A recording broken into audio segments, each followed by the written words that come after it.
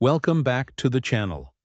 Today we explore one of the most mysterious and dirty assassination attempts in modern history, the 1981 plot to kill Pope John Paul II.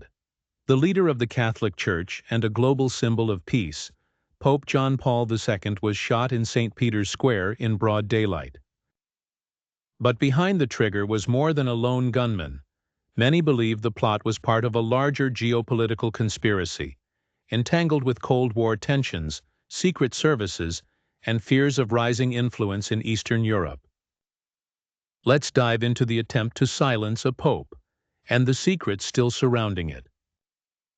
Who was Pope John Paul II? Elected in 1978, Pope John Paul II, born Karol Wojtyła in Poland, became the first non-Italian pope in over 450 years. He was a staunch anti-communist, using his influence to support resistance movements like Solidarity in Poland, which challenged Soviet control.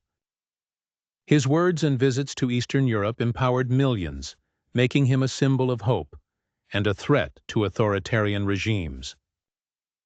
The assassination attempt, May 13, 1981. During a routine public audience in St. Peter's Square, the Pope was greeting thousands of pilgrims when shots rang out.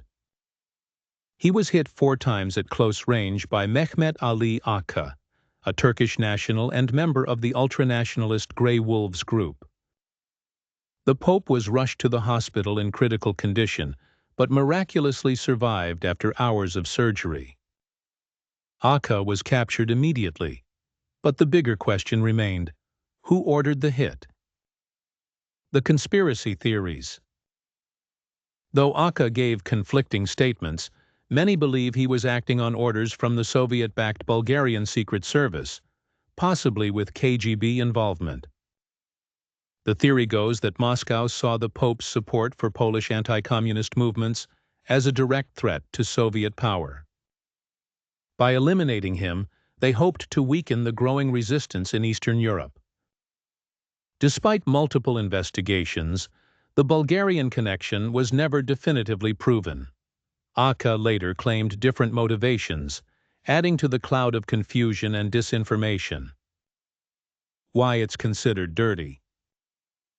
Assassination attempt on a religious leader, carried out in broad daylight.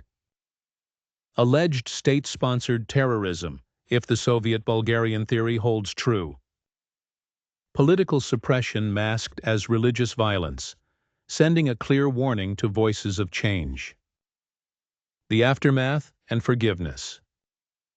Pope John Paul II forgave Ağca just 2 years later during a prison visit, showing the world a powerful act of compassion. He continued to play a key role in ending the Cold War and supporting peace and human rights worldwide. The attempt on his life only strengthened his mission and public admiration. The attempted assassination of Pope John Paul II wasn't just an act of violence, it was a global warning shot in the battle between oppression and freedom. While the full truth may never be known, the incident remains one of the most dramatic moments in Cold War history, showing how even the Vatican was not immune to the shadows of global power. If you found this story compelling, don't forget to like, subscribe, and hit the notification bell for more untold stories from history's dark corners. Drop your thoughts in the comments. Was it political, religious, or both? Until next time, stay curious.